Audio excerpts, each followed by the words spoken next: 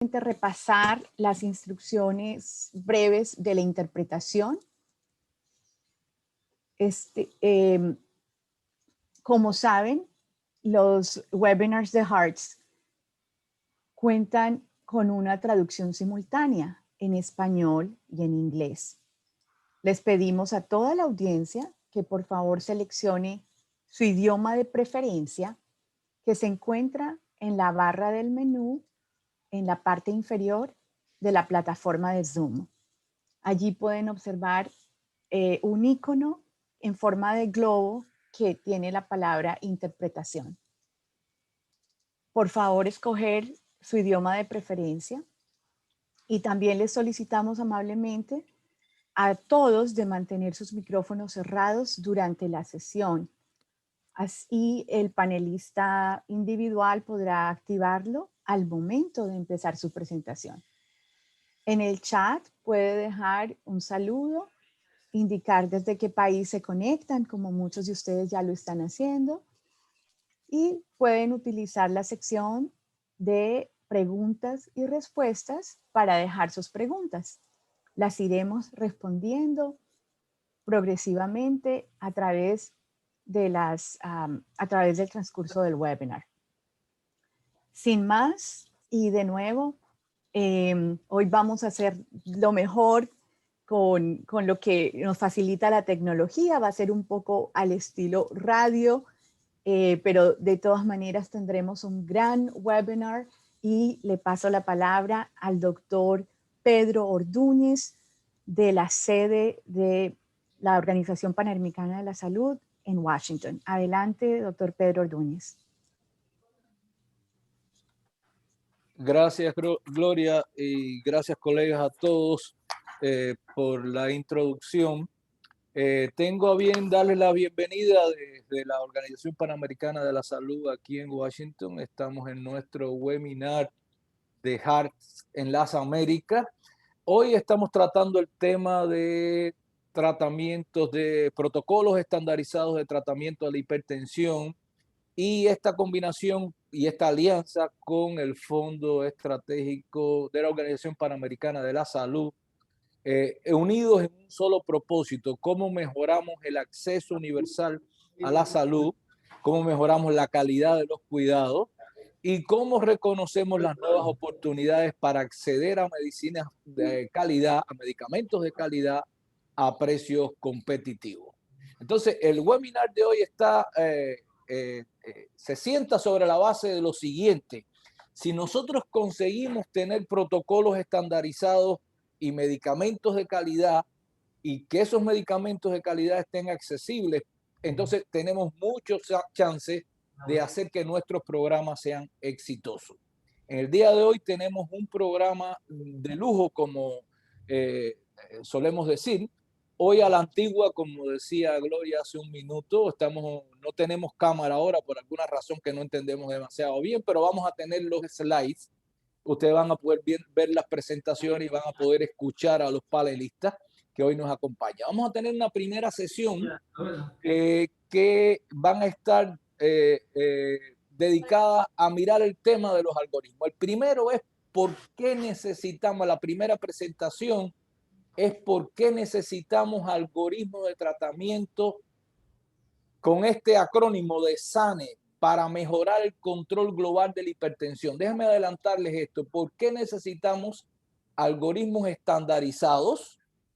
Algoritmos que sean algorítmicos, que sean accesibles o affordables, que sean no tóxicos, y vamos a aclarar esto después, qué quiere decir no tóxicos, y que sean efectivos. Y para eso hoy vamos a tener a la doctora Jennifer Kont, que es la vicepresidenta de salud cardiovascular de Resolve to Save Life. La doctora Kont tiene una grandísima experiencia trabajando en este tipo de protocolos. Nos trae también la experiencia que acumuló en el tema del VIH, SIDA, como hemos comentado en otras ocasiones, y representa a Resolve, que es uno de los principales partners de Heart en las Américas. Y en un segundo momento vamos a tener al profesor Donald De Petty, que es un bien conocido de la audiencia de HEARTS, que nos va a hablar de la metodología que tiene HEARTS para la transición de las prácticas de tratamiento existentes a las mejores prácticas utilizando los protocolos farmacológicos. Esta va a ser la primera parte del webinar. Y en una segunda parte del webinar, Jenny Vallejo, adelante la próxima slide. La segunda parte de este webinar me va a acompañar el jefe del Fondo Estratégico para Suministros de Salud Pública de la OPS, Christopher Lin. Christopher va a introducir dos temas muy importantes con sus colegas. Uno, el proceso de inclusión en la cartera del Fondo Estratégico de los medicamentos para el tratamiento de la presión arterial, y también el mecanismo de adquisición a través del Fondo Estratégico de la OPS. El primero de ellos va a estar, nos va a conversar doctor Murilo Freitas, que es especialista en precalificación, y en el segundo Jordi Balleste. Después los presentaré con calma, pero quería que ustedes tuvieran una idea del programa del día de hoy. O sea, en la primera parte vamos a mirar el tema de los protocolos, y en la segunda parte vamos a mirar el tema de la lista de esos medicamentos esenciales y lo que va a ser el plato fuerte de una segunda parte, que es los precios de los medicamentos que ha conseguido el Fondo Estratégico de Medicamentos e Insumos Estratégicos de la OPS para medicamentos antihipertensivos. Así que sin más preámbulos, me gustaría entonces tengo el placer de presentar a la doctora Jennifer Comp, que es vicepresidenta de Salud Cardiovascular de Resolve to Save Life. Entonces, bienvenida, doctora Jennifer Comp. Los micrófonos son todos suyos. Jenny, por favor, adelante. Wonderful. La presentación de Thank la you doctora so Comp. much. Adelante. Muchísimas gracias, muchísimas gracias. ¿Comparto mi presentación entonces? Jenny Vallejo, sube la presentación de Jennifer Comp. Sorry, too many Jennifers. Yeah, no, there are too many Jennifer. Sí, parece que hay muchas Jennifers hoy. Yeah.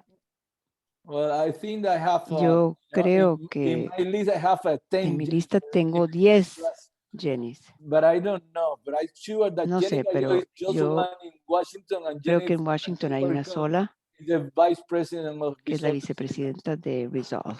So, Bien, qué maravilla. the floor is yours, Jennifer. Tiene usted el micrófono, por favor. Muchas gracias. Muchísimas gracias, doctor Ordúñez. Muy agradecida. Y solamente quiero decirles que les agradezco mucho por haberme invitado a hablar a nombre de Resolve.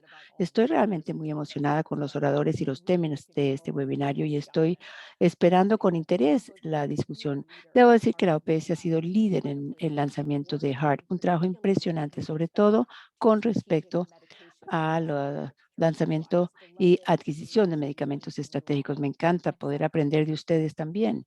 Siguiente diapositiva, por favor. Bien. Como todos ustedes saben, la enfermedad cardiovascular es el asesino número 1 del mundo, y la hipertensión es el factor de riesgo modificable principal. Lamentablemente, a pesar del hecho de que tenemos medicinas eficaces para tratar la hipertensión, mundialmente la mayoría de la gente con hipertensión no la tienen bajo control. Pareciera que la gente no me está entendiendo porque estoy hablando en inglés, pero tengo entendido que hay interpretación. ¿Sí? ¿La traducción la están escuchando? Yeah, we can hear you. Sí, It's estamos fine. escuchando la traducción. Yeah, it's Bien, working entonces voy a perfectly. continuar. Funciona muy bien. Sí, bien. Entonces, mundialmente, la mayoría de la gente no tiene su hipertensión bajo control. Es solamente un 14% que la tienen bajo control en el mundo. Y cuando vemos los países de bajo y medio ingresos, vemos que solo 10% la tienen bajo control. Esto es una situación inaceptable, con la que ha estado trabajando Resolve estrechamente con la OPS, como bien lo dijo el doctor Ordúñez. Y ellos han sido realmente socios maravillosos. Siguiente diapositiva, por favor. En Resolve realmente consideramos que el control de la hipertensión puede servir como un camino para definir intervenciones para lograr la cobertura de salud universal. Resolve ha apoyado la adaptación e implementación del modelo de hipertensión de Hearts de la OMS, que incluye protocolos específicos de medicamentos y dosis para el tratamiento, medicamentos de calidad y equipo de calidad, asegurando que sean accesibles a nivel de las instalaciones con atención a nivel de los equipos que requiere atención de trabajadores menos especializados, servicios centrados en el paciente, especialización, las recetas en frío, el monitoreo sistemático para mejora de los programas continuos. Y en los próximos segundos yo quisiera limitarme al poder de los algoritmos sencillos que yo llamo los algoritmos SAANE y la forma en que estos pueden descubrir una revolución y atención que puede permitir entrega escalable y eficaz de la atención de la hipertensión. Y realmente necesitamos esta revolución porque estamos enfrentándonos con muchas barreras. Inclusive en proyectos apoyados por Resolve vemos tratamiento subóptimo y control subóptimo. En especial, a menudo vemos altas tasas de pérdida de seguimiento. Pero nosotros y nuestros socios estamos tratando de insistir para realmente lograr un verdadero cambio en los modelos de entrega de servicios. Hemos visto en matrícula, retención y control que ha ido aumentando. Sobre todo hemos trabajado para considerar el acceso malo a la atención con sistemas centralizados, trabajando con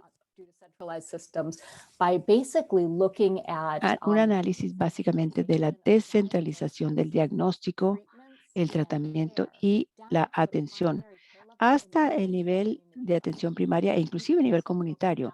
También estamos viendo cómo resolver la limitación de los recursos humanos, cosa que ha sucedido debido a una falta de turnos adecuados. Y creemos que estas guías algorítmicas pueden permitir este cambio de tareas para que los puedan realizar trabajadores menos capacitados necesariamente. Lamentablemente, a menudo vemos que los modelos de atención no son muy amistosos para los pacientes. Quiero decir que los pacientes tienen que regresar con demasiada frecuencia y lo que queremos hacer es buscar algo para simplificar el tratamiento y permitir que las consultas sean más alejadas entre sí y que se pueda reducir la carga de la enfermedad y puedan hacerse las recetas más facilitadas y el mal acceso a los medicamentos y al monitoreo de los laboratorios en gran parte por mala consolidación de los mercados. Y lo que necesitamos son algoritmos de tratamiento sencillos que permiten solo unas pocas medicinas que puedan lograr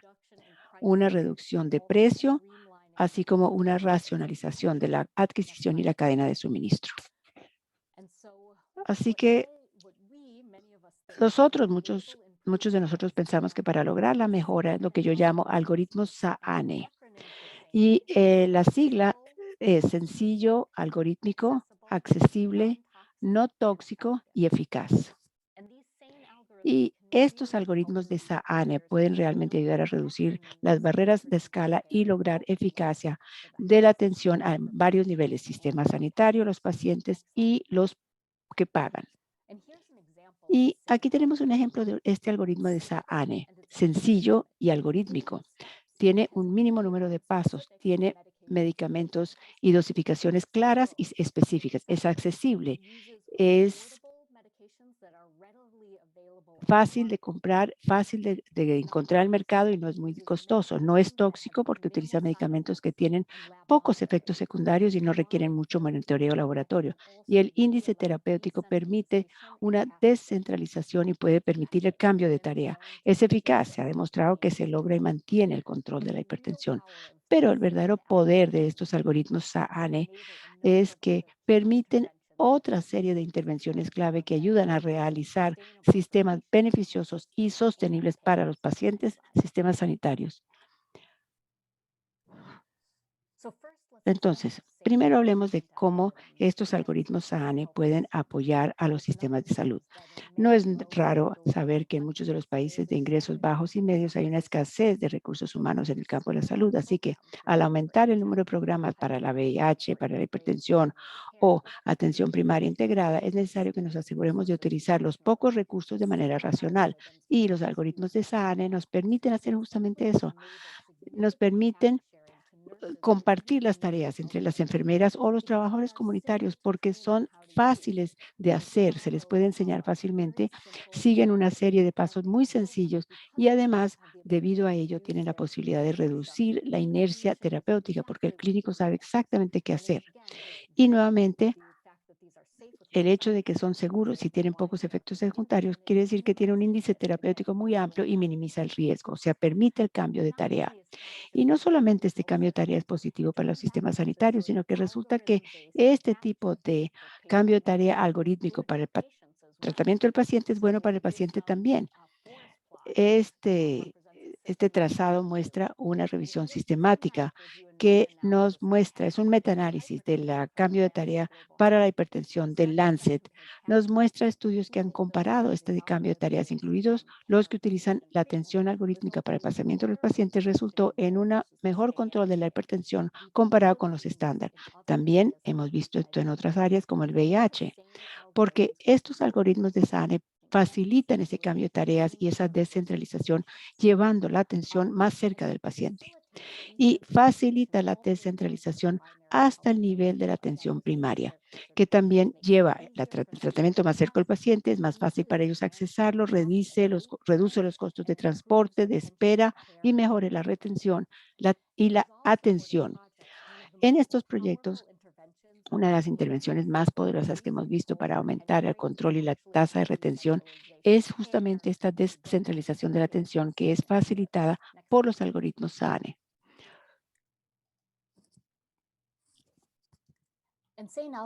Los algoritmos SANE también pueden ayudar a mejorar el acceso al tratamiento, reduciendo el precio de los medicamentos y logrando mayor disponibilidad de los mismos. Actualmente, la situación de hipertensión actual se caracteriza por medicamentos que no son asequibles, como un mes de medicación mensual, un mes de medicamento que cuesta más de 10% del salario mensual de un trabajador. El suministro impredecible. En una encuesta encontramos que solo de 7 a 26% de las instalaciones del sector público tenían medicinas básicas para hipertensión y un mercado fragmentado con muchos medicamentos sencillos muy diferentes con muchas combinaciones de dosis fijas que no permite el apalanqueo.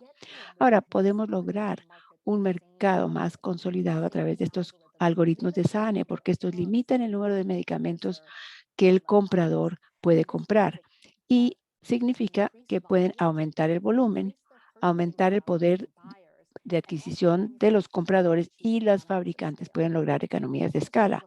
Simplifica también la predicción y la cadena de suministro, incluido el último nivel, el nivel de la instalación sanitaria y permite una mayor predecibilidad, de manera que las instalaciones sanitarias pueden tener suficientes cantidades del medicamento para administrar durante varios meses. Esta combinación de dosis fijas también puede ayudar a simplificar aún más la cadena de suministro.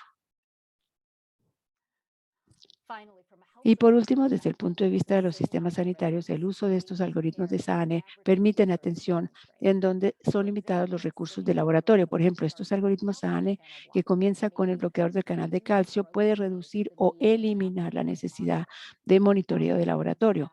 Los algoritmos que utilizan ARB o los inhibidores de ACE al comienzo del algoritmo permitirían solamente pruebas iniciales de laboratorio para documentar el hecho de que el paciente tiene depuración de creatinina o no y permite que el monitoreo de laboratorio solamente se hace para aquellos que tienen una depuración baja o anormal de creatinina. Y como mencioné hace un par de diapositivas, los algoritmos de SANE permiten la descentralización, pero también permiten el uso de herramientas críticas para los pacientes. Recetas de varios meses, visitas más separadas, aumenta el control. En muchos países a los pacientes se les da solo una semana de medicamento y se les dice que regrese para consulta frecuente. Esto le pone una carga enorme a los pacientes de tiempo y de costo, especialmente para una enfermedad asintomática típica. Esta no es una buena situación para lograr retención y atención.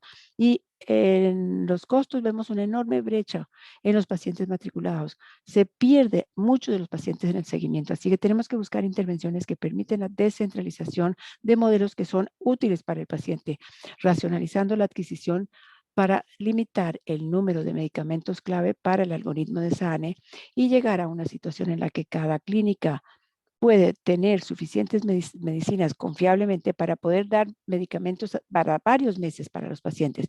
Y donde no tenemos muchos datos de los pacientes, tenemos datos muy buenos de enfermedades clínicas similares como el VIH. Los programas de VIH han tratado de reducir el número de visitas y el número de medicamentos que se les da para ser más amistoso con el paciente y reducir el número de veces que tienen que venir a visitar.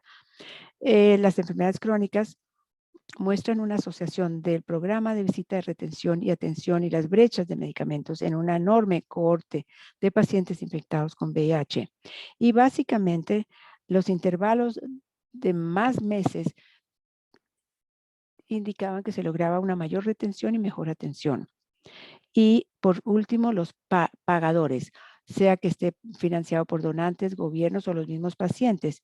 Todo centavo cuesta, sobre todo en un entorno físico. Los mismos algoritmos maximizan la eficiencia, permitiendo una reducción de costo de los medicamentos, cambiando a modelos más asequibles de atención y volviendo al VIH por un minuto para darles un último ejemplo. Este cuadro tipo tornado muestra cómo el uso de los algoritmos para cambio de tarea y espaciamiento de las consultas con medicamentos para varios meses reduce el costo de varias cosas, el costo de los medicamentos antirretrovirales, el costo de la pérdida de tiempo del paciente, el costo del trabajador de salud. Así que realmente se pueden reducir los costos enormemente logrando el uso de estos algoritmos SANE.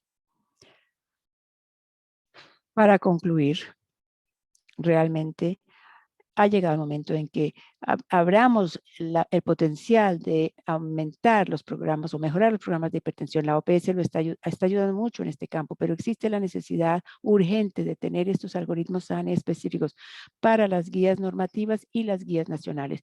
Y señalo que estos algoritmos de SANE son solamente el primer paso. Tenemos que hacer un seguimiento con configuración de los mercados, mejorando los modelos de atención y la descentralización. Muchísimas gracias.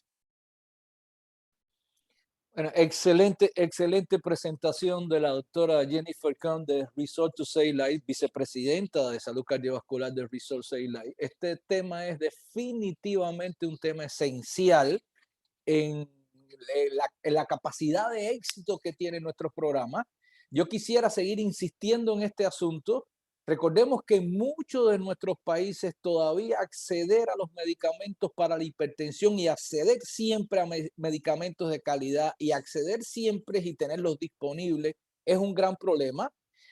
Y es un problema aún más grave para las poblaciones que más los necesitan, que menos capacidad económica tienen para acceder, y también para la capacidad de gestión de los sistemas sanitarios. Entonces, este es un tema relevante. Yo le voy a pedir a la audiencia que ahora tenemos más de 200 personas vinculadas a nuestro webinar de prácticamente todos los países de la región que están escuchando, que tomen nota, que escriban en el chat sus preguntas que quieran hacerle a la doctora Jennifer Cohn en un segundo momento después de esta presentación que vamos a tener ahora. Pero ahora viene otra parte muy importante. Entonces, ¿cómo ayudamos a que los países adapten sus protocolos de tratamiento a protocolos de tratamiento que cumplan con estas condiciones de que sean simples, de que sean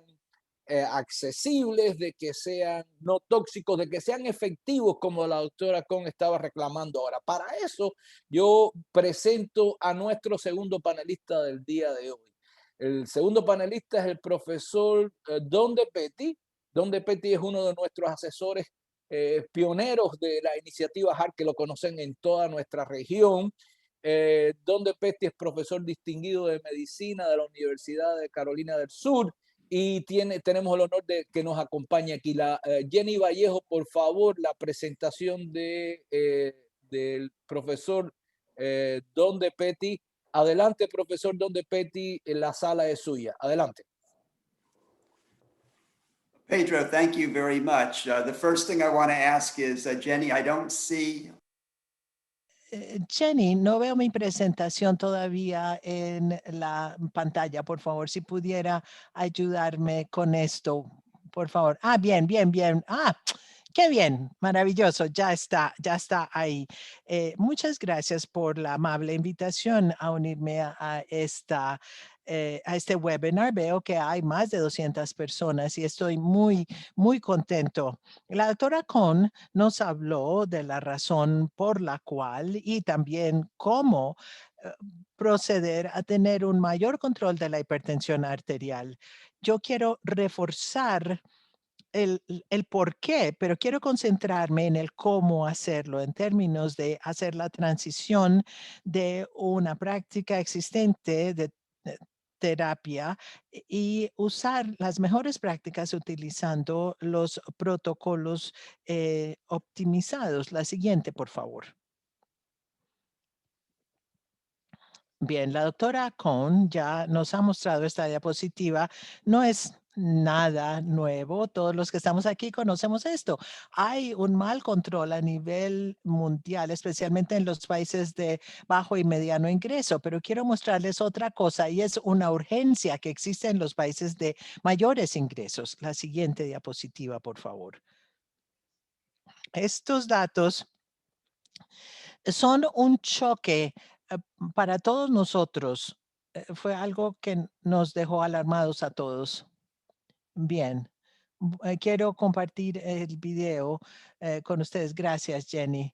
Estos datos fueron sorprendentes, repito. Nos hemos concentrado a través de todos los programas en los próximos 5 a 7 años en los países de mediano y bajo ingreso. Pero quiero decirles que es una urgencia global porque incluye a países como el mío, países de altos ingresos, aquí Estados Unidos. Entre 2013 y 2014, una encuesta de población que se llama NHANES dio unos resultados que dicen que las tasas de control de la hipertensión siguen aumentando a un 54%. Y esta fue esa encuesta de 2013-2014. Pero ahora, por primera vez en muchas décadas, hemos visto una disminución en las tasas de control de la hipertensión. Y esto nos sorprendió. Esto es utilizando números de menos de 140 sobre 90 miligramos de mercurio y han disminuido significativamente al 43%.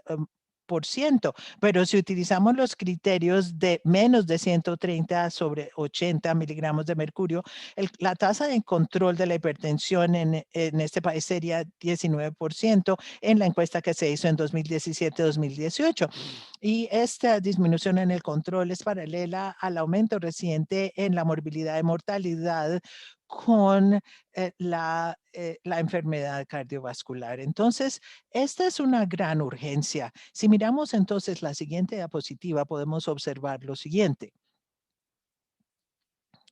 El Surgeon General de Estados Unidos, o sea, el administrador de salud pública de este país, hizo una llamada a la acción para renovar el control de la hipertensión en Estados Unidos. Esto se encuentra en el sitio web del administrador de salud pública o Surgeon General, como se llama aquí en Estados Unidos. Entonces, el objetivo es detener los efectos negativos sobre la salud de la hipertensión en todos los Estados Unidos, pero hay otras metas: hacer que el control de la hipertensión sea una prioridad nacional. En segundo lugar, asegurar que los lugares donde la gente vive, trabaja y aprende apoyen el control de la hipertensión. Y en número 3, optimizar la atención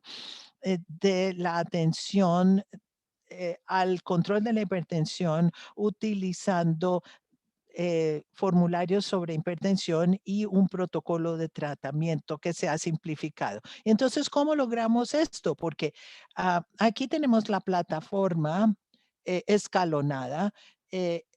Si vamos a tenemos que tener una plataforma, como lo ha mostrado la doctora Cohn y el informe del administrador de salud pública de Estados Unidos, y vemos el hecho de que hay una disminución en el control de la hipertensión. Es necesario entonces tener una plataforma que sea funcional.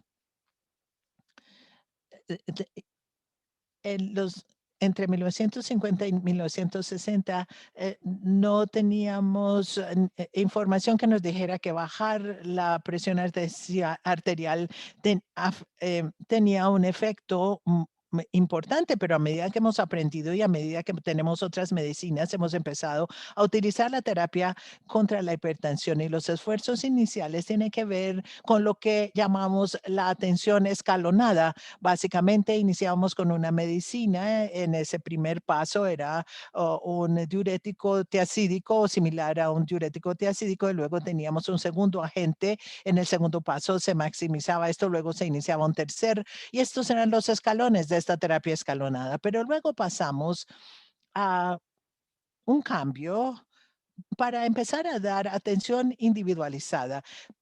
Todavía se pensaba que la terapia escalonada era lo que funcionaba. Empezamos con un solo agente, íbamos aumentando la dosis, luego se agregaba otro medicamento. Pero luego se pasó a la individualización, en donde la medicina inicial podría ser una de varias de los agentes antihipertensivos. Pero entonces con Hartz y con otros modelos mundiales tenemos un enfoque que se basa en la población a nivel regional e incluso mundial. Entonces se desarrolla un régimen terapéutico, un abordaje terapéutico que pueda atender a todo el mundo independientemente de la geografía, de la demografía y de la etnicidad, de la raza o de cualquiera de estos otros factores. Y veamos cómo se hace esto. Siempre hemos tenido elementos clave para atender y tratar y controlar la hipertensión.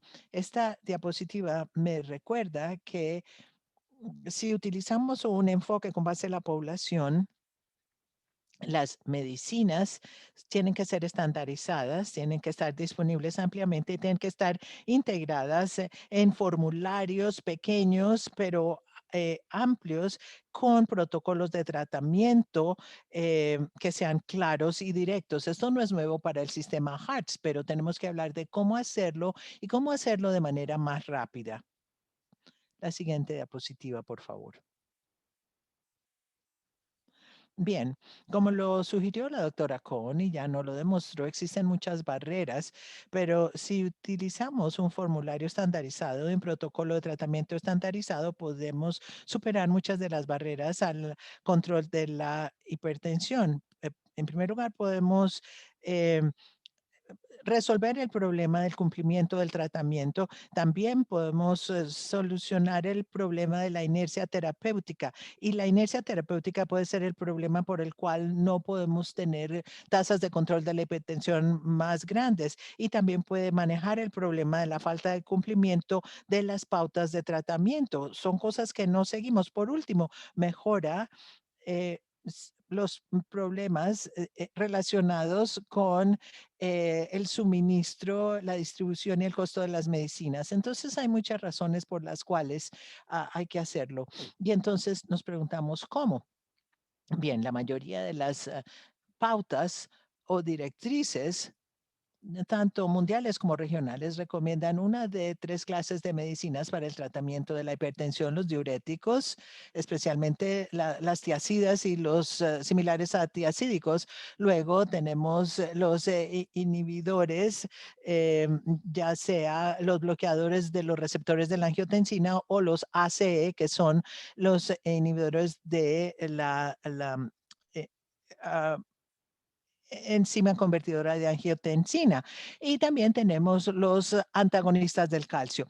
También han existido los beta bloqueadores, pero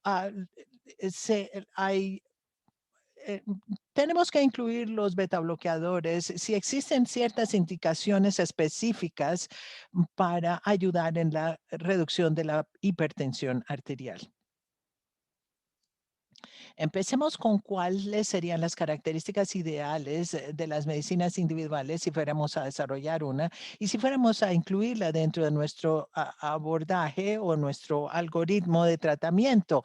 Aquí tenemos uno de los primeros papers sobre tratamiento estandarizado de la hipertensión. Esto se publicó en 2016 en la revista de hipertensión clínica.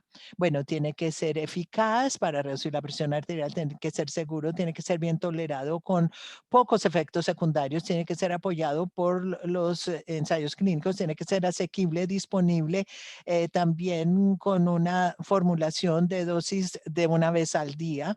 Y también podría ser adicionalmente que venga en forma de tableta con ranura, con distintas dosis, de manera que podamos dividir la dosis para ahorrar dinero, etcétera, y para hacer una titulación más fácil de la medicina. Esto sería lo ideal para la combinación inicial. Sin embargo, el control de la hipertensión está muy mal y están disminuyendo, el control está disminuyendo incluso en un país como este. ¿Cuáles son las ventajas de utilizar una terapia combinada, ya sea utilizando 2 tabletas que vengan solas o que vengan combinadas ya de una vez y desde el principio como esquema de tratamiento inicial? Entonces, la mayoría de pacientes con hipertensión van a necesitar fármacos múltiples para poder lograr una tasa de control de la hipertensión. Esto era cierto con el objetivo de 140/90, pero va a ser algo sacrosanto si es que queremos utilizar tasas de control, por ejemplo, de 130/80. También hay mayor eficacia en el uso de 2 medicamentos que pueden ser sinergistas o complementarse si se dan conjuntamente. También permite que se bajen las dosis de cada uno. Si se dan 2, también son más eficaces que una dosis más alta de una sola droga y reduce así entonces los efectos secundarios. Entonces puede uno escoger casas complementarias de medicinas. También esto lleva a mejor cumplimiento del régimen porque está simplificado, reduce la inercia clínica también. Y creo que este es el más importante de todos estos factores de utilizar las combinaciones de medicamentos. Y si vamos a utilizar un enfoque de la población. O sea, los 2 agentes que escojamos deberán bajar la presión arterial para todo tipo de grupos demográficos en general y escoger 2 clases de fármacos que se complementen es algo básico para esto. Sería muy bueno también si pudiéramos bajar los beneficios o mejorar los beneficios económicos bajando los costos de la atención de salud y tener menos visitas al consultorio para chequeos de control. Ya que hemos hablado acerca de las medicinas individuales y las clases de las mismas, ¿cuáles serían las características ideales de una combinación de 2 medicinas? Algunas de ellas van a ser similares a las caracterizaciones individuales y esto fue publicado recientemente en un grupo donde yo participé en el año 2019. Tienen que ser muy eficaces, tienen que ser aditivas o sinergistas para reducir la presión arterial y debe ser apoyada por los estudios clínicos. O también esperamos que mitiguen los efectos secundarios, deberán ser asequibles y disponibles y como ya he dicho, deberán ser seguros y eficaces en diversos grupos demográficos con distintas razas, etnicidades, género, geografía, etcétera. Entonces, si vamos a escoger 2 medicinas, ¿cuáles 2 medicinas vamos a escoger? Un grupo de nosotros se reunió y en esta publicación sugerimos que tal vez un fármaco del sistema de aldosterona, angiotensina y renina y también un bloqueador, un inhibidor del bloqueador del canal del calcio es la combinación preferida. Entonces, Se ha escogido también el bloqueador del receptor de angiotensina o ARBC en combinación con un inhibidor del calcio CCB. También en segundo lugar, el inhibidor de la ACE o de la enzima convertidora de angiotensina, o sea, combinar uno de estos de nuevo con un bloqueador del calcio. También luchamos un poco más con la combinación de bloqueador ARB con un diurético tiacídico similar a un diurético tiacídico. Hay evidencia limitada para tener esta combinación entre la tiacida y el ARB, pero esto podría cambiar. La siguiente, por favor. Muy bien. Entonces, ¿cómo vamos a hacer esto?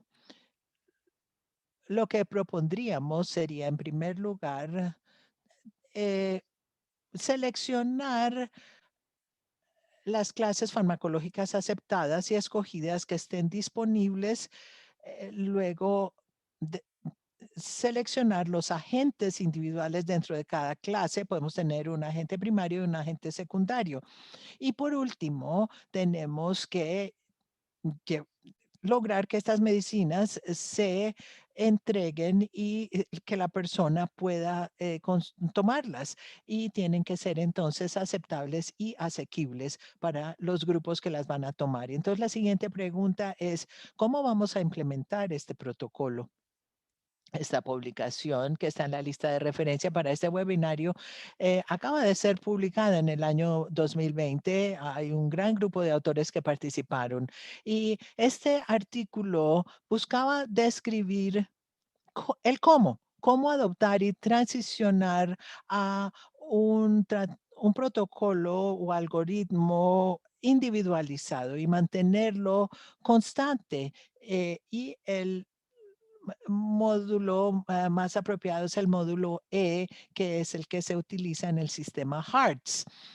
Cuando hablamos por primera vez del cómo, una posibilidad es simplemente empezar a decir, sí, yo quiero utilizar el mejor algoritmo contra la hipertensión, y sería fabuloso si pudiéramos implementarlo desde el día 1. Por otra parte, sin embargo, esto es poco probable en la mayoría de las geografías de los países, las regiones, etcétera. Entonces, hay que empezar en algún lugar. Entonces, la recomendación es tener un enfoque, un abordaje paso a paso o escalonado que nos permita pasar del protocolo actual al protocolo que buscamos llegar. Entonces, empezamos hoy con las medicinas que tenemos hoy, que son aceptables y asequibles al mismo tiempo. Tenemos que pensar en múltiples direcciones, cómo podríamos pasar a un protocolo aceptable. Un protocolo aceptable, que es una definición que nos indica que los agentes tendrían más características de las ideales que tiene cada uno de los agentes específicos, y también más de la combinación, pero tal vez no todos los elementos. Y entonces esto podría utilizarse como algo interino, como una transición hasta llegar al protocolo ideal, donde todos los agentes que tendríamos en ese protocolo tendrían todas las características ideales de los agentes individuales y de la combinación de agentes. Y este sería lo ideal y preferible. Claro que puede que nos demoremos 1 o 2 años para llegar a consenso, para asegurarnos de tener el sistema de adquisiciones y tener también la lógica de base de por qué vamos a hacerlo así. Pero entonces el mensaje clave es empezar con un protocolo algorítmico que puedan empezar a utilizar, y luego pueden empezar a pasar a algo que sea más aceptable para algunos. Puede que lo que tengan disponible sea el protocolo aceptable, y es posible que en algunos lugares podamos empezar con un protocolo algorítmico que sea aceptable y que es el que vamos a seguir utilizando, pero esto no va a ocurrir en todos los casos, sin embargo. La siguiente, por favor. Y una más. Muy bien, acá damos un ejemplo de lo que yo he estado diciendo acá. A la izquierda podemos ver el algoritmo que es actual y que podría utilizarse. Tiene el inicio de 2 medicinas, son 2 pastillas separadas o una combinada, el losartán y la amlodipina. Esto es simplemente por vía de ejemplo.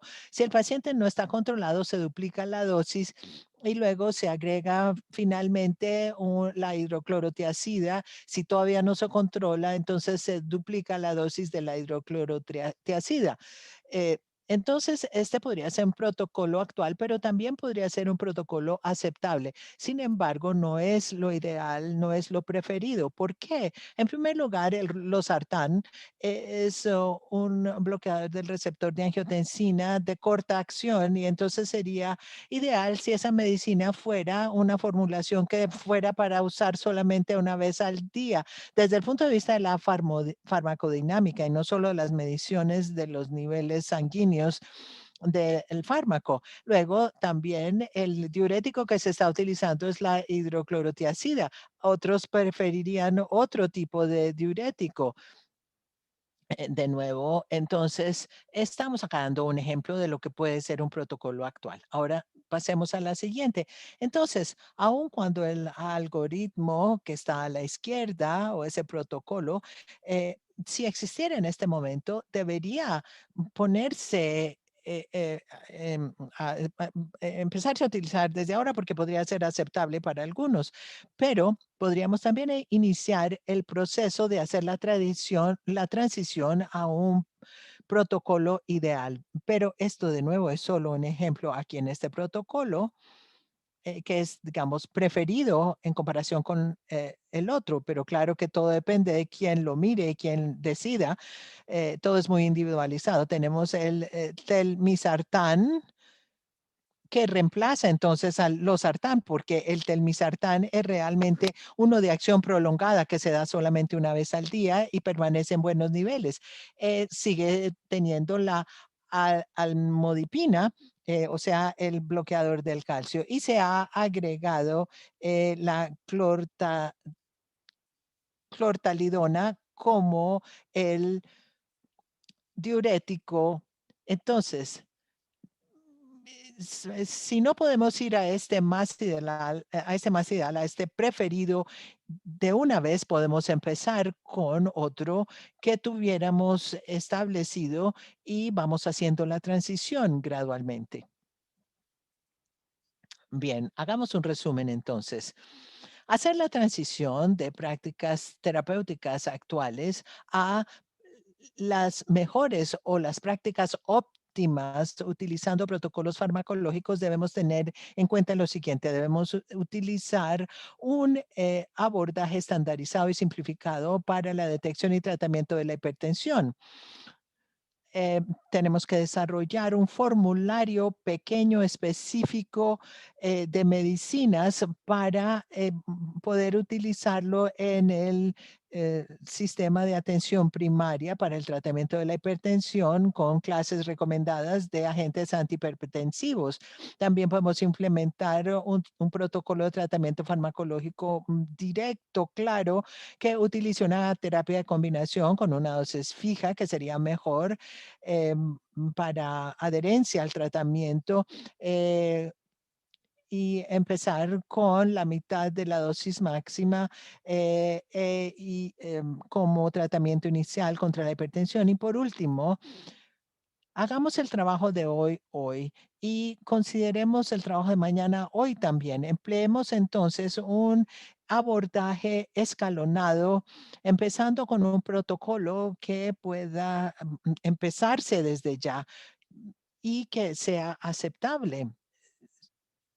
Y si no es bueno, entonces empezar a pensar en una transición hasta llegar a un protocolo preferido utilizando las medicinas que son existentes y que están disponibles a nivel local, regional, nacional, etcétera. La última diapositiva, por favor. Bien, yo quisiera de nuevo agradecerle a, a todos ustedes.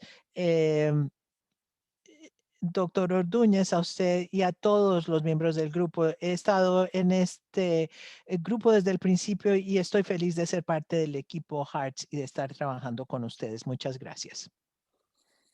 Muchísimas gracias, profesor De Petty. Como siempre, excelente su presentación.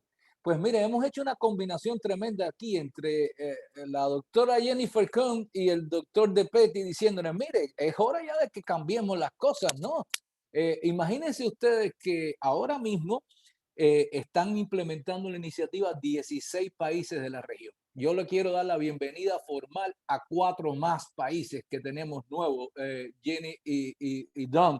Tenemos a Bolivia, tenemos a Brasil, tenemos a Guyana y tenemos a Islas Vírgenes Británicas. Fíjense ustedes, 4 países, 16 países implementando HART.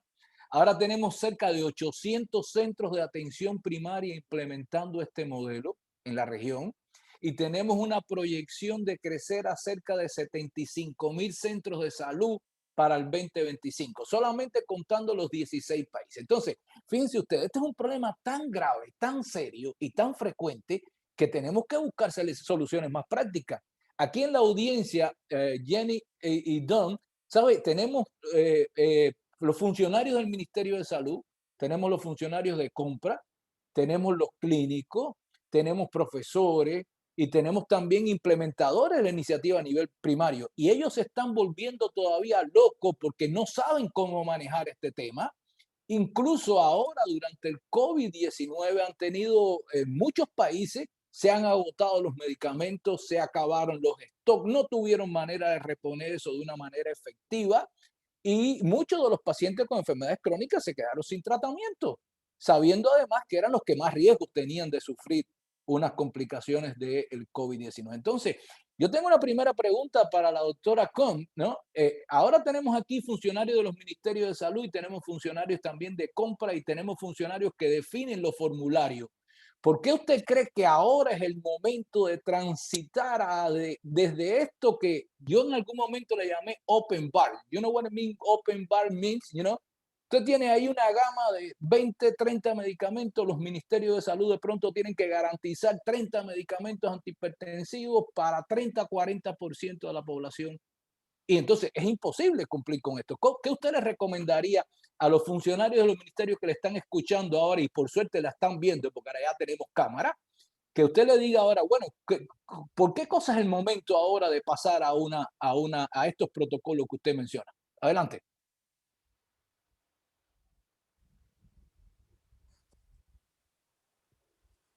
Thanks so much, Doctor.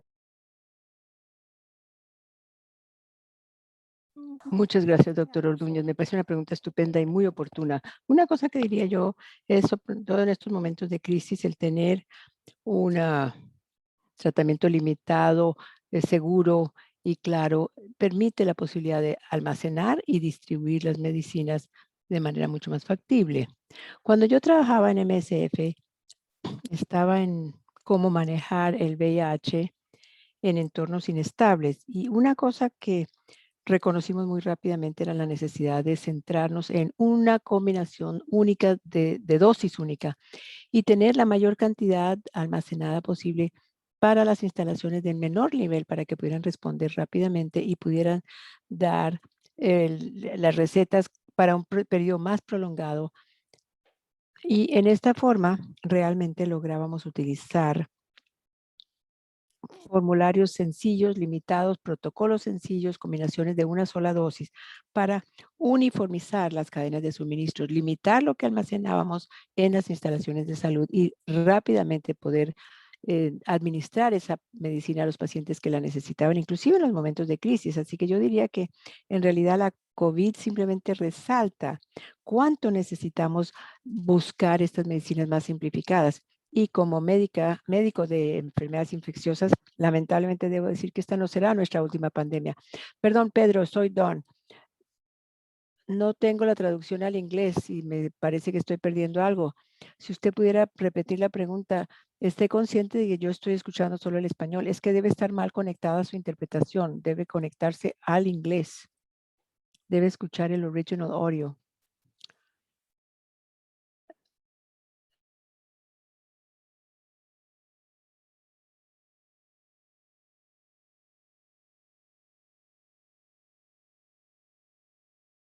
De hecho, tenemos los dos canales abiertos. fact, we have both channels. Estamos los dos canales. Jennifer Kuhn está hablando en inglés. Te podemos tener interpretación simultánea en español.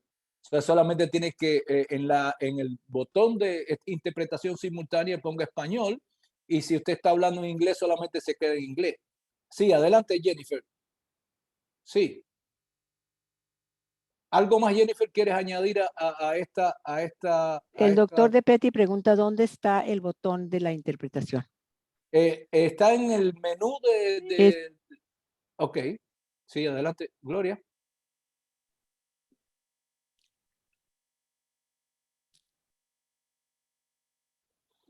Él está explicando, le están explicando al doctor de Petty dónde está la interpretación para que él pueda escuchar el inglés.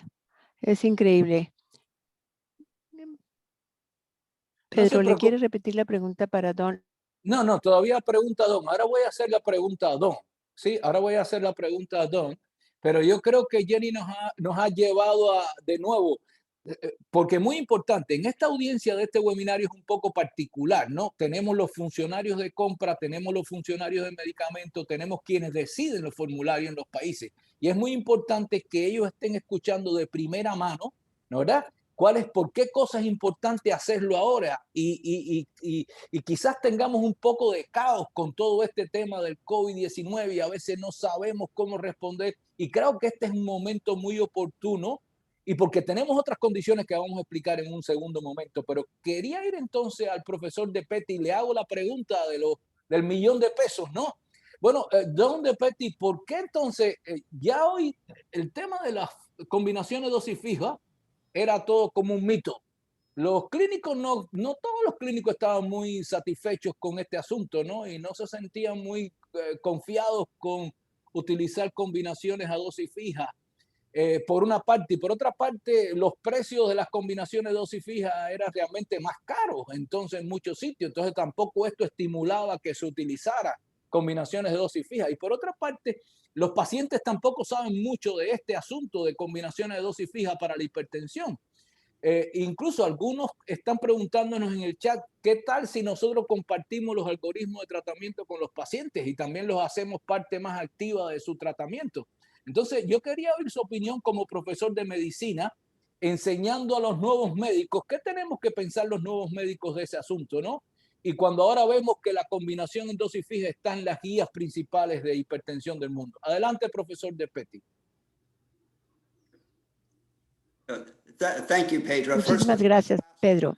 Primero le voy a responder la primera pregunta. Después, nosotros les mostramos los algoritmos a los pacientes. Estas están en las paredes de nuestras clínicas, en las salas de espera e inclusive en las salas de examen individuales. Y puede ser vergonzoso en ciertos momentos cuando un médico, y yo probablemente lo he hecho en algunas oportunidades, cambia el medicamento y el paciente me dice a mí, pero doctor de Petty, eso no está en el algoritmo. Yo llamo eso éxito. Ahí es cuando realmente hemos ganado, cuando el paciente está participando con nosotros y nos está inclusive hasta corrigiendo o orientando. Y ahora realmente sí podemos considerarlo un equipo, el médico, el proveedor de salud y el paciente trabajando juntos. Yo sé que asusta un poco, sí, no lo dudo. Y yo tengo ya los años como para no querer cambiar las cosas, pero por otra parte también soy entrenable y estoy aprendiendo junto con otros, incluso, como dije, con los colegas del VIH. Y lo mismo es cierto con el uso de los 2 medicamentos iniciales al comienzo en una sola pastilla, pero con una combinación de dosis fija. Ese es un cambio paradigmático increíble, inclusive para mi generación. A mí en la Facultad de Medicina me enseñaron que nunca debía utilizar una combinación de dosis fija. ¿Por qué? Porque, bueno, no se puede titular cada medicación individual a la dosificación máxima y los efectos secundarios, y en fin, hay 1.000.000 de razones. Y debo reconocer que eso no es así. Eso no es así. Por favor, apaguen sus micrófonos. Siempre tenemos que mantener abierta la mente y estar dispuestos a escuchar las nuevas evidencias y estar dispuestos a escuchar los nuevos paradigmas y las nuevas formas de tratar las enfermedades viejas, si se quiere, inclusive ahora las nuevas enfermedades como esta pandemia en la que nos encontramos ahora. Así que yo entiendo la preocupación. Yo mismo he tenido esa misma preocupación en mi carrera y estoy tratando tratando realmente de ver las pruebas con mucho esfuerzo, pero estoy tratando de verlo y las pruebas me demuestran que la terapia de combinación en una sola dosis o combinado es eficaz, es segura. A los individuos que tratamos con hipertensión, la presión inicial es tan alta que hasta a 140/90 rara vez vamos a hacerles daño. Y de nuevo, es muy posible, pero es la excepción, no la regla. Hay personas que tienen prendidos los micrófonos. Por favor, si pudieran apagar los micrófonos. La señora Jordi Balleste pudiera apagar el micrófono, por favor.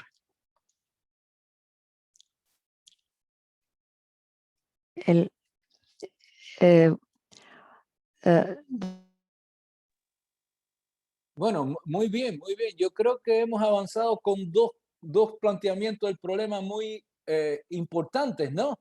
Estamos dando las recomendaciones a los ministerios de salud, ¿no? ¿Verdad? Estamos recomendándole también a los que hacen compra, a los que gestionan la política de medicamentos en los países y estamos recomendando también a los clínicos, ¿no? Y entonces estamos en un momento realmente importante. El modelo de HART se está imponiendo como modelo de cuidados cardiovasculares en esta región. Estamos avanzando con el número de países que están utilizando el mismo enfoque, entendiendo el llamado que nos hicieron al principio de este webinar diciendo, mire, 10% de control es inaceptable. 10% de control de la presión arterial es inaceptable cuando es el principal factor de riesgo para morir prematuramente. Pero entonces vino una segunda ayuda a este problema y la segunda ayuda es que a finales del 2019 la OMS publicó su nuevo listado de medicamentos esenciales y ahí incluyó por primera vez las combinaciones de dosis fija. Este era como un momento que los ministerios habían estado esperando. Bueno, hasta que la OMS no nos diga que la combinación a dosis fija tiene que estar allí, nosotros no lo vamos a incluir. Eso es lo que decían los ministerios de salud. Ahora tenemos las combinaciones de dosis fija, pero también tenemos un mecanismo para ayudar a los países a que tengan precios más competitivos y para que tengan medicamentos de más calidad. Y entonces en esa dirección entra un instrumento que ha sido fabuloso para la región de las Américas, que ha sido el Fondo Estratégico de Medicamentos y Insumos de Salud Pública. Este fondo siempre había trabajado en áreas como, por ejemplo, enfermedades transmisibles, VIH, SIDA, tuberculosis, insecticida, algún tipo de medicamentos muy caros. Sin embargo, no había trabajado de frente todavía en el área de enfermedades crónicas y particularmente de hipertensión, ¿no? Y entonces, por primera vez, el Fondo Estratégico entra con una nueva lista de medicamentos antihipertensivos que incluye las combinaciones de dosis fija. Esto es un gran resultado, ¿no? Yo quiero decirlo en palabras grandes, felicitar a los colegas del Fondo Estratégico porque es grande el avance que estamos teniendo y pone ahora a disponibilidad de los países un nuevo recurso para tener menos justificación de que no podemos avanzar. Entonces yo quiero presentar a mi colega Christopher Lin. Christopher es el jefe del Fondo Estratégico de Medicamentos de la OPS. Y entonces Chris nos va a ayudar a entender cuál es el papel del fondo y va a ayudarme a conducir esta segunda sesión. Entonces, Chris, ya tenemos algoritmos de terapéutico, ya tenemos evidencia suficiente para decir, mira, vamos en esa dirección y ya nuestros expertos clínicos nos han dicho por qué es importante. Entonces, ¿cómo el Fondo Estratégico nos va a apoyar en esta dirección? Chris, el micrófono es suyo. Adelante. Gracias, Pedro y colegas. Realmente es increíble ser parte de este foro. Quiero confirmar que me ven y me escuchan. ¿Me escuchan? Correcto, le Sí, escuchamos. le Correcto, escuchamos. muy bien. Bien, perfecto. Bien, muchas gracias, Pedro, una vez más. Y me encanta verle, Donald. Hace ya casi un año que nos vimos la última vez en persona. Así que es un placer verle de nuevo una vez más. Buenas tardes a todos. Y me encanta tener esta oportunidad de compartir con ustedes hoy el tema del Fondo Estratégico de la OPS y cómo hemos trabajado programáticamente con el programa HEARTS para desarrollar este campo de las medicinas antihipertensivas, para apoyar al programa de HEARTS. Y todo lo que digamos hoy No es una plena representación de lo que hace el Fondo Estratégico, por supuesto, sino que les recomiendo a todos los que no saben sobre el Fondo Estratégico que visiten nuestro sitio web después de que termine la sesión y ya más adelante se les va a dar el enlace para que lo puedan ir a visitar. Una presentación. Soy Christopher Lim, jefe del Fondo Estratégico que con sede en Washington, D.C. y me complace poder compartir con ustedes hoy una actualización sobre las medicinas antihipertensivas que se agregó a la lista popular del Fondo Estratégico, como mencionó Pedro, que es como los tratamientos de protocolo del programa HEARTS que describieron los oradores anteriores. Y entre mis colegas y yo trataremos de presentar 3 áreas específicas que continúa de las presentaciones anteriores para poder demostrar cómo podemos realmente contribuir a las 3A: acceso, disponibilidad y accesibilidad de los medicamentos que parecen ser parte del algoritmo que describió la doctora Jennifer. Las 3 áreas serán, primero, ¿cómo realmente llegamos aquí? ¿Qué pasos, qué procesos hemos seguido para llegar a este momento en el que estamos hoy?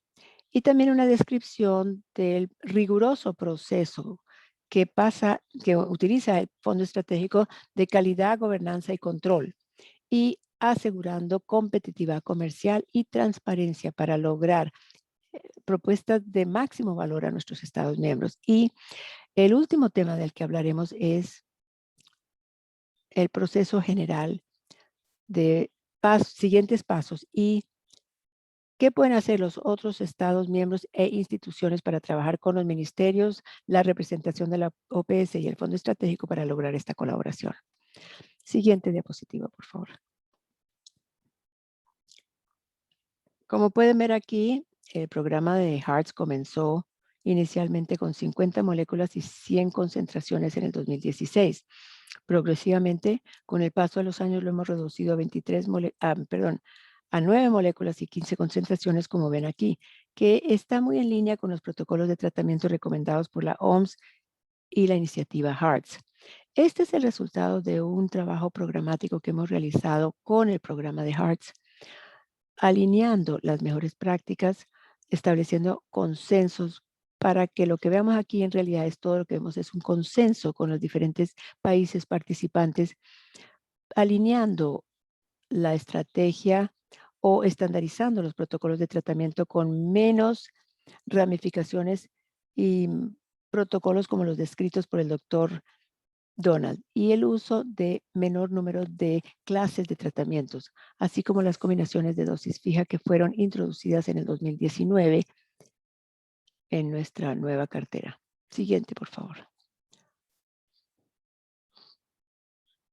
Ahora le voy a dar la palabra a mi colega Morilo del equipo de tecnología, quien les va a explicar el proceso por medio del cual nos aseguramos gobernanza de calidad, control de calidad, seguridad, en un proceso en el que podemos realmente asegurarnos de dar medicinas de calidad y despachos adecuados a nuestros Estados miembros. Y con estos procesos lo podemos hacer centralmente e inicialmente para poder demostrar que en realidad con esto se reduce la necesidad de que cada uno de los países haga un traslapo de las calificaciones y por lo tanto pues podemos mostrar el beneficio de esto.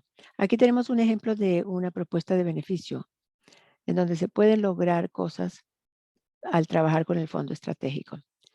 Morilo, le doy la palabra a usted. Muchas gracias, Chris.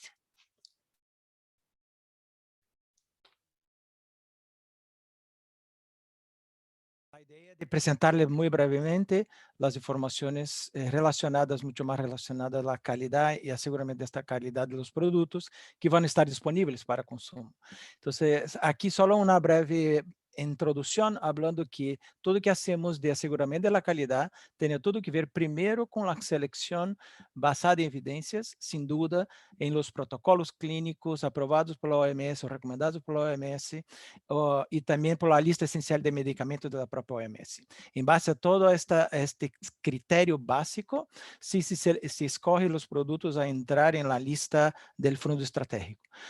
A su momento, cuando tenemos proveedores, ahí sí empezamos a hacer todo un proceso de garantía para garantizar tanto los proveedores y productos sean adecuados, ¿no? Y empieza con todo un criterio de especificación técnica y de requisitos especiales, que voy a hablar un poco más en el próximo slide, donde tenemos todos los criterios basados justo en los referencias internacionales. Tenemos aquí también, como comentamos, una asistencia técnica a los países. ¿Por qué? Porque muchos países tienen sus requisitos específicos, muchas veces para la nacionalización del producto o entonces requisitos técnicos específicos de regulación. Entonces apoyamos, por eso que apoyamos también no solo la adquisición directa, pero también apoyo concreto entre el país y el fabricante, ¿no?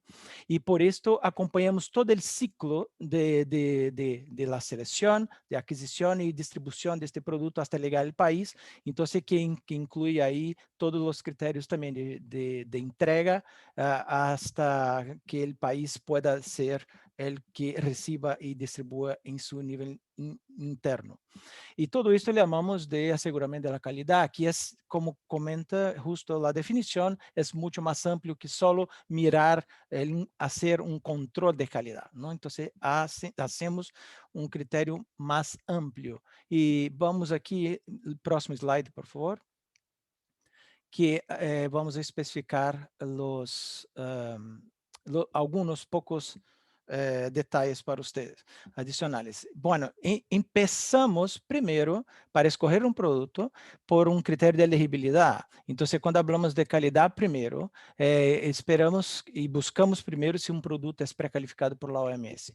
La precalificación de la OMS es un programa que tiene una serie de etapas, incluindo inspección, evaluación de calidad del producto, etcétera, donde entonces, si un producto es precalificado, naturalmente podremos aprovechar la experiencia que ya tienen y la precalificación de estos productos y podremos entonces incorporarlos.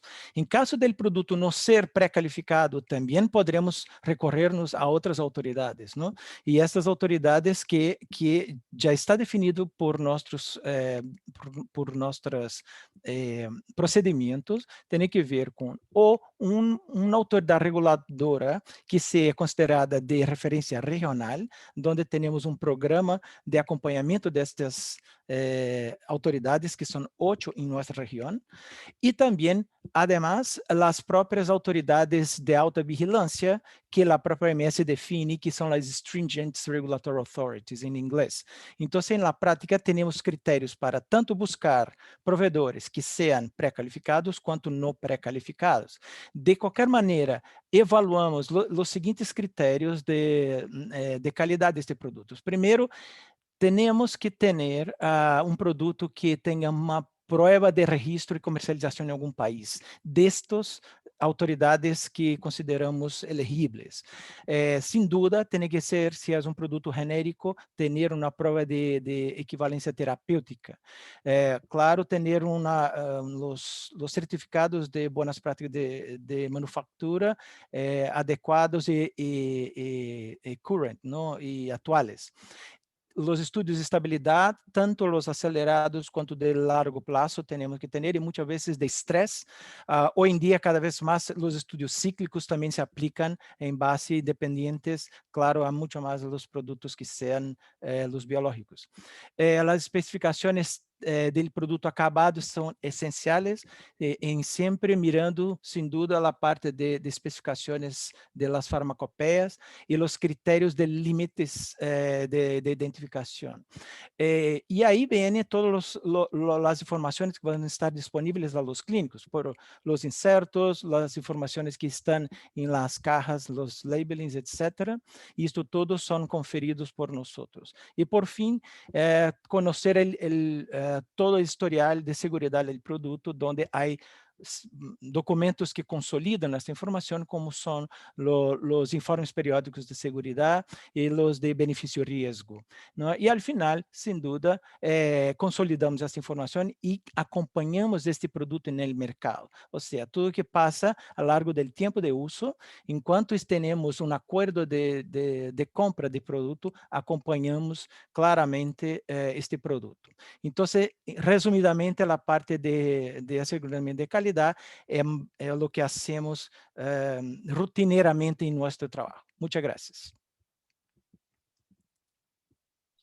Thanks, Murilo. Next slide, please. Gracias, Murillo. Siguiente diapositiva, por favor. Bien, aquí tenemos en realidad la parte de las medicinas de hipertensión que establecimos con HEARTS hasta el final del 2022, que podría ser adquiridas a través del Fondo Estratégico. Yo quisiera llamar su atención a un par de datos aquí. Si ven al extremo derecho, donde dice precio, este es el precio negociado que hemos establecido a nombre de los Estados miembros. En dólares, precio único. ¿Qué quiero decir con precio único? Quiere decir que estos no incluyen flete. Este es el costo y tiene que agregársele luego el flete. Y la otra parte de información es la parte de empaque. Observen que insistimos mucho en las recetas de varios meses. Entonces, esto se alinea mucho con la recomendación en sí. Yo espero que este sea otro ejemplo de cómo tratamos de seguir los enfoques programáticos que se incorporan directamente en un proceso integrado dentro de la OPS y dentro del fondo estratégico en sí. Siguiente, por favor. En esta diapositiva podemos apreciar el poder de las economías de escala y de las adquisiciones en sí. Como pueden ver, hemos consolidado la demanda de toda la región y colectivamente, desde un pool de productores de calidad, agrupamos esto y negociamos para lograr precios competitivos. Observen que aquí algunos de los posibles ahorros que pueden llegar hasta 99% de ahorros potenciales comparado con el costo pagado por 7 países comparado con el del Fondo Estratégico de la OPS. Ahora se preguntarán ustedes, ¿y ahora qué hago para aprovechar este programa? Les ayudo explicándoles algunos de los pasos que tendrían que seguir. Primero, y yo creo que esto ya se mencionó en una de las preguntas anteriores, primero es asegurarse del protocolo de tratamiento nacional del tratamiento antihipertensivo del país, asegurándose de que realmente se alinee a las recomendaciones del programa HEARTS. Y luego asegurarse de que las medicinas y formularios nacionales estén actualizados para incluir este enfoque de medicinas priorizadas. Y si bien el Fondo Estratégico de la OPS trabaja principalmente con los ministerios de salud y cualquier otra institución gubernamental nominada localmente, pero si creen que existe la necesidad o la posibilidad de colaborar, mi recomendación es que ustedes contacten a las representaciones del ministerio o los representantes de la OPS o directamente con nosotros para poder hablar y aclarar esto. Cuando ya se han cumplido todos estos prerequisitos, lo que deben hacer es enviarnos una demanda del pronóstico, lo que requerirán para los próximos 12 meses para que podamos colaborar y planificar con los productores y los fletadores para asegurarnos de que las medicinas se le entreguen a tiempo al país solicitante. Y quería insistir en la importancia de la planificación de la demanda o el pronóstico de la demanda. Aquí en esta diapositiva trato de insistir en la importancia y los beneficios de esta planificación o pronóstico de la demanda y la razón por la cual es tan importante para nosotros. Primero, nos permite estar en una posición mucho mejor para negociar con los productores y los fletadores, porque canalizamos la demanda de toda la nación y toda la región, que nos permite utilizar con la economía de escalas para negociar no solamente mejores precios, sino mejores niveles con los productores y los fletadores. El siguiente beneficio, por supuesto, la seguridad del suministro. Al tener una idea de antemano de la demanda, nos permite trabajar con los fabricantes para garantizar la capacidad de producción y el transporte, o sea, los fletadores con tiempo para poder asegurarnos de que se pueda garantizar el suministro, sobre todo en esta situación actual en donde las limitaciones de capacidad se encuentran en todas partes y prácticamente necesitamos demorar algunos de los embarques o recibos de medicamentos. Otra ventaja que ofrece esto es que al planificar con antelación nos da la posibilidad de realmente utilizar lo que llamamos transporte multimodal, que esencialmente es una combinación de aire, tierra y mar y nos permite optimizar costos y tiempo. Y para darles unos puntos importantes es que al cambiar del transporte aéreo al transporte marítimo, podríamos ahorrar prácticamente hasta 400% del costo de transporte. Y claro, una reducción de casi un 90%. Ahora, los beneficios es que nos permite optimizar la planificación de los recursos. Probablemente una cosa que no se mencionó anteriormente es la disponibilidad de este préstamo libre de interés que ofrece el Fondo Estratégico a los Estados miembros, que por supuesto es un elemento importante en este momento. Ofrece opciones a los países y a las instituciones para que puedan optimizar sus limitadísimos recursos. Una vez más, la planificación con antelación nos permite planificar mejor el uso o la utilización de estos recursos financieros tan críticos, así como la asignación de los productos. Y de último, pero igual importancia, al planificar con antelación podemos fortalecer la capacidad de cooperación técnica de la organización porque nos permite trabajar con ustedes de manera programática con las diferentes perspectivas técnicas, sobre todo las discusiones acerca de los protocolos de tratamiento que se utilizan, qué cantidad de medicinas hay que comprar, cuándo hacer el pedido, etcétera, para que realmente podamos mejorar y hacer la cosa con tiempo.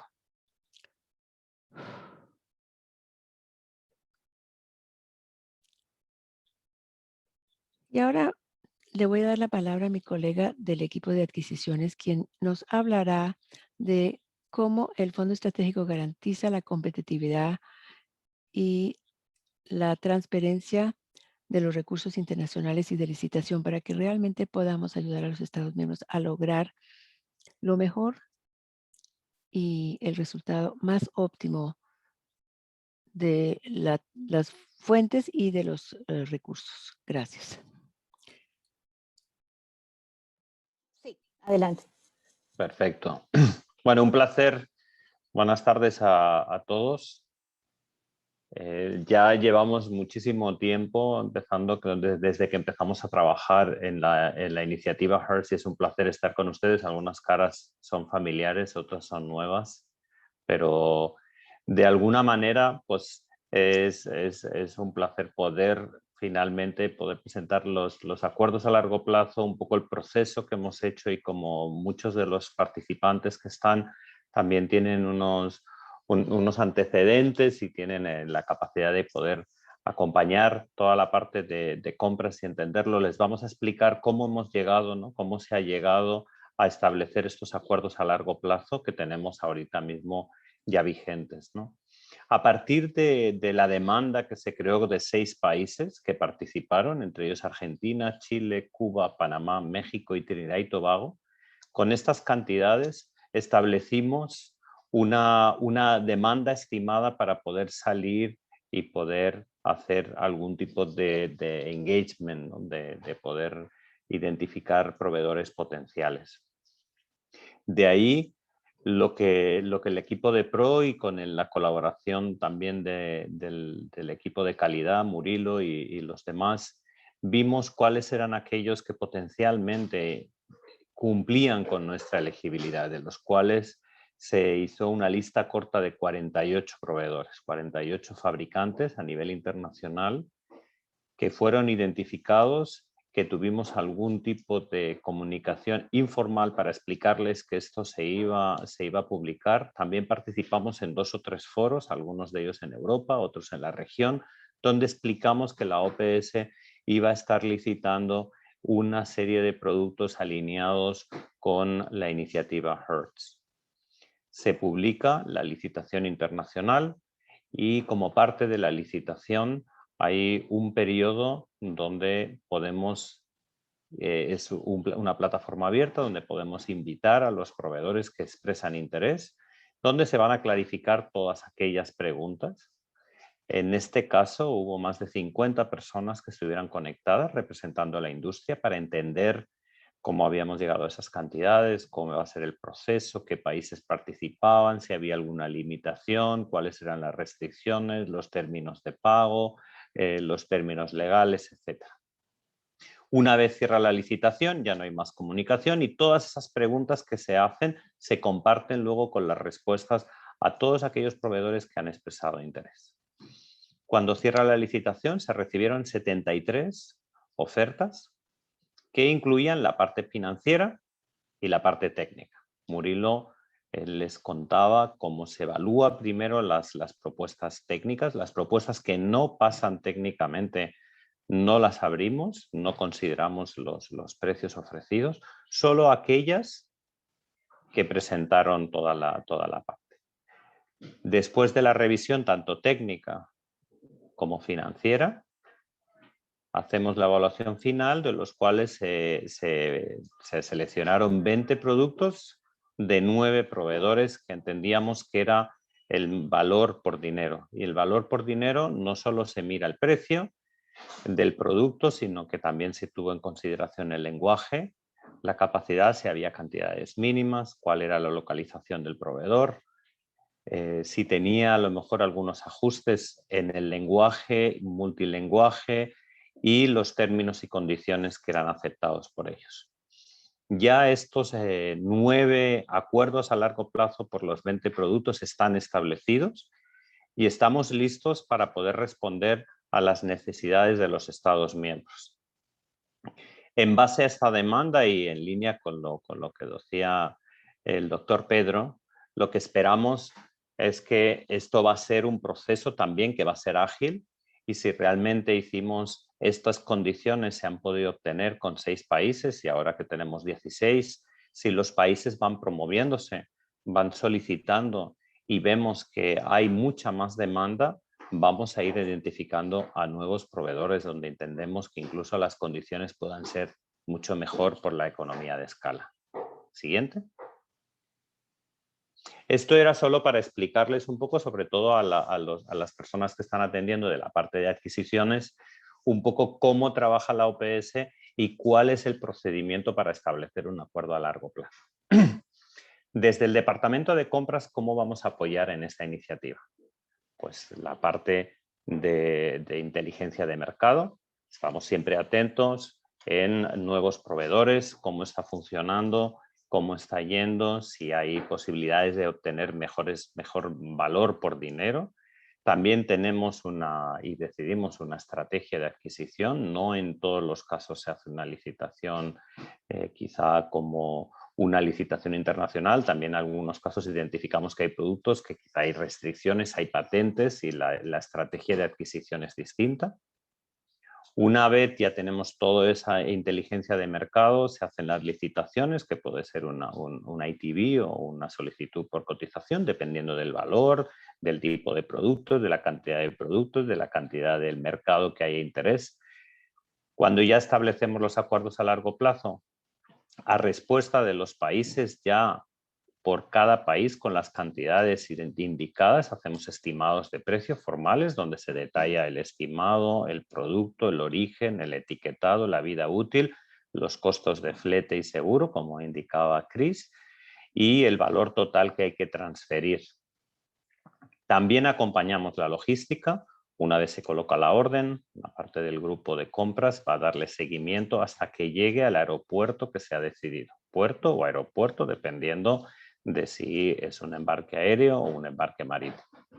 Y durante todo este proceso también tenemos reuniones periódicas con aquellos proveedores que tenemos acuerdos a largo plazo para ver su desempeño, para ver dónde están los retos, si son logísticos, si son de comunicación, si es de disponibilidad, de que los embarques tienen algunos retrasos o no tienen las cantidades completas. Y esto es algo que se está haciendo de manera sistemática y volvemos a hacer todo el tiempo, se revisa con los contratos que tenemos con los proveedores por si hay que hacer algunos ajustes. Siguiente. Y ya aterrizando un poquito más, sobre todo para la audiencia, para saber, bueno, pues me parece muy bien cómo Pajo ha emitido y ha establecido estos acuerdos a largo plazo.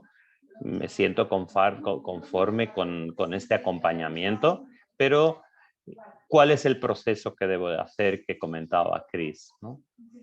Lo primero es a través de la representación, hacer una solicitud formal. Esta solicitud, el país, la oficina de país la va a entrar en el sistema que tiene OPS. Como parte de esa solicitud hay una revisión técnica, hay un equipo que va a revisar las cantidades, el producto, si hay algún tipo de lenguaje, requerimientos y si todo ese proceso está claro y está clave, ya desde la parte de compras vamos al proveedor, que ya tenemos el acuerdo, se le pide la disponibilidad, como veis abajo, ¿no? Que hay un acuerdo a largo plazo. Si tenemos el acuerdo de los que ya hemos presentado, alrededor de 3 o 4 semanas podemos tener ya el estimado de precios. Si no hay, porque puede ser, veamos que algún país sea un producto que tiene una restricción, tenemos que hacer entonces una licitación adicional y aquí es donde ganaríamos. Pero en la mayoría de los productos que hemos establecido acuerdos a largo plazo, hay muy pocas restricciones, hay un mercado abierto donde hemos podido más de un acuerdo a largo plazo, para algunos productos tenemos más de uno. Y estaríamos demorando, si la revisión está clara, alrededor de entre 1 y 4 semanas ustedes deberían de tener ese estimado de precios. Siguiente.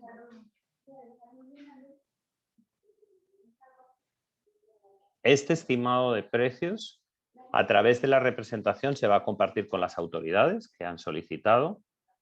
Las autoridades revisan los términos, las condiciones, el producto, el precio, etcétera. Y en el caso de que hubiera una aprobación por parte de las autoridades para continuar con el proceso, ustedes lo aprueban, transfieren los fondos o se solicita la línea de crédito, que Chris puede dar más información en el caso de que esta línea, el país diga prefiero utilizar la línea de crédito y luego voy a poder reembolsar, y los procedimientos los podemos explicar, y de ahí compras ya emite una orden de compra. Aquí los tiempos claves son el tiempo que va a demorar entre que ustedes reciban el estimado de precios y confirmen esa solicitud.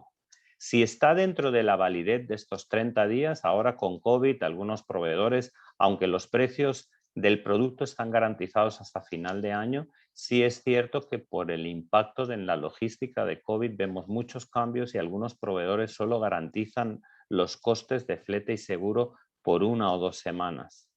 Si hacemos esa conversión del estimado a la orden de compra dentro de este periodo, nosotros podemos proceder y en 1 o 2 semanas ustedes estarían recibiendo copia de la orden de compra.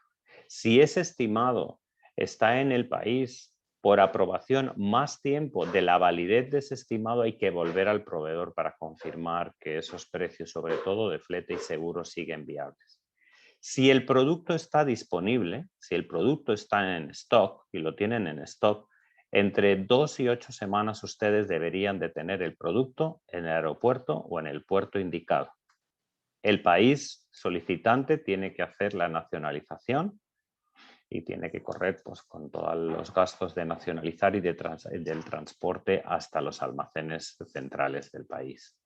Si el producto debe producirse porque no está en stock, porque hay un etiquetado, porque tiene que ser en español y el etiquetado disponible es estándar, que es inglés y francés, entonces tenemos que esperar a la producción más la logística, y en términos generales hablamos de alrededor de 8 o 10 semanas de producción. Algunos proveedores tienen más capacidades, son 6, y otros podrían ser un poquito más. Y de ahí le agregaríamos el tránsito. En términos generales, el tránsito es alrededor de 2 semanas para tener toda la documentación del embarque y compartirla. Tenemos instrucciones de embarque por cada país requiere documentación distinta y se hacen las órdenes a medida, indicando los requerimientos que tiene cada país. Si se requiere licencia, si se requiere una aprobación del embarque antes de que salga, si se requiere documentación adicional, eso se está haciendo y se está acompañando, y por eso tenemos ese tiempo de alrededor de entre 8 a 14 semanas. Esto es en términos generales. Como estamos un poco cortos de tiempo, no voy a entrar en muchos más detalles, y sí escucharles si tienen alguna duda, alguna pregunta acerca del proceso, acerca de la información que hemos compartido. De nuevo, reiterarles un placer. Es un placer ver que esta iniciativa de HRSA, cuando empezamos a hablar con Pedro hace más de un año, ya está y se ha hecho realidad a través de la adquisición, y estamos encantados de poder apoyar con esta iniciativa desde el Departamento de Compras.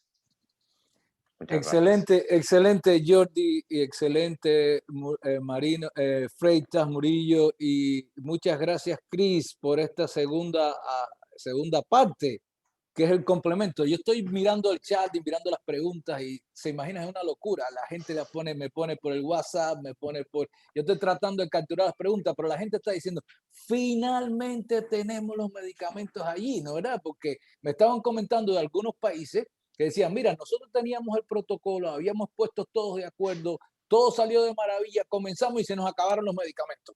Ellos, este país particularmente, y esta región, incluso documentó cuando le pasó lo de los medicamentos, que se le cayó, cómo en los niveles de control de la hipertensión volvieron a caerse. O sea, ellos iban avanzando muy bien con combinación de 2 fármacos, no tenían combinación a dosis fija todavía, mejoraron notablemente los niveles de control, se acabaron los medicamentos y los niveles de control se vinieron abajo de nuevamente. Quiere decir, el componente de tener el medicamento que asegure el programa es vital.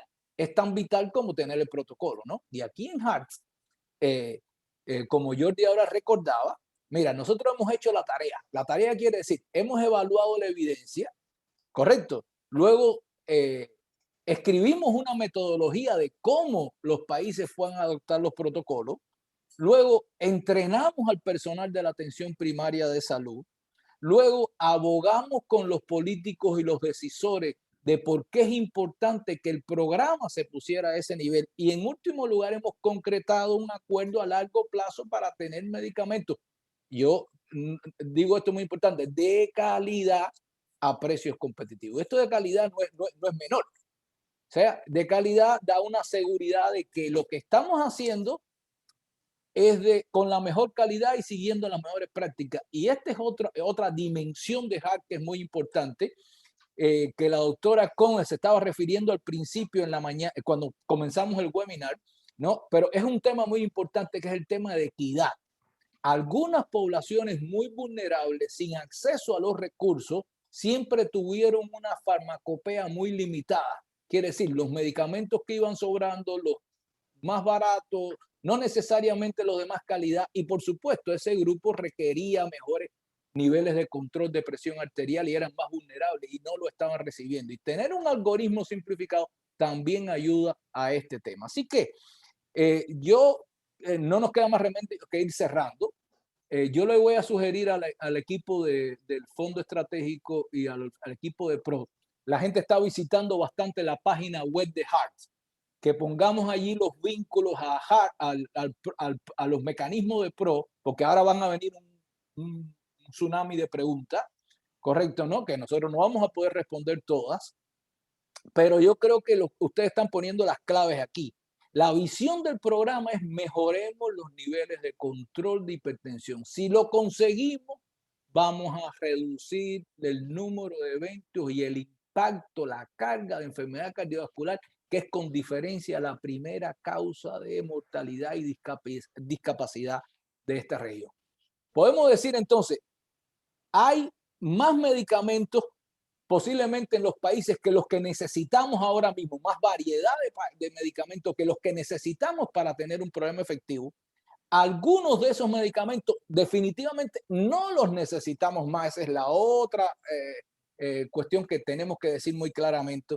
Y la otra cuestión, hay enormes diferencias de precio y de calidad con lo que tenemos en el mercado. Entonces, el fondo estratégico de la OPS es una contribución no solamente práctica, sino como modelo, porque los países también tienen que, en sus políticas farmacéuticas, posiblemente favorecer que la gente tenga medicamentos de calidad a precios más económicos, más competitivos para solucionar este problema. Entonces, yo le voy a pasar la palabra a Christopher Lin, para que él dé un mensaje final sobre esta última parte que tiene que ver en cómo concretamos lo que estamos diciendo.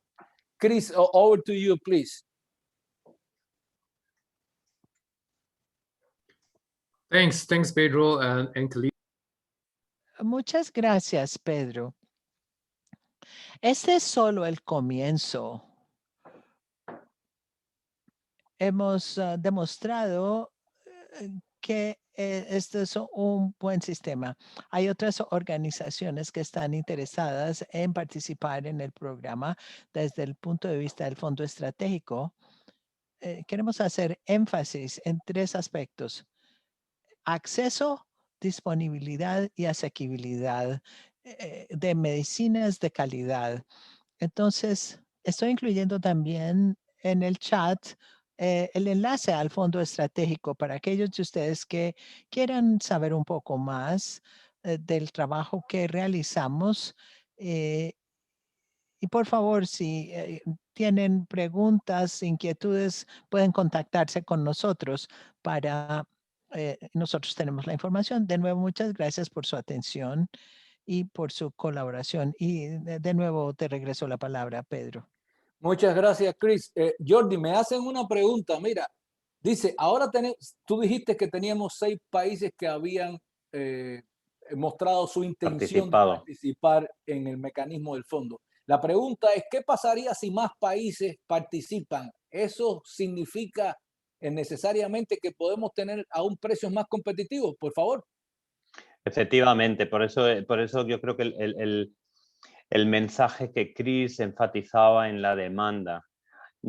Creemos que hay proveedores que no han presentado ofertas porque las cantidades o no eran tan atractivas o no había todavía como un compromiso firme.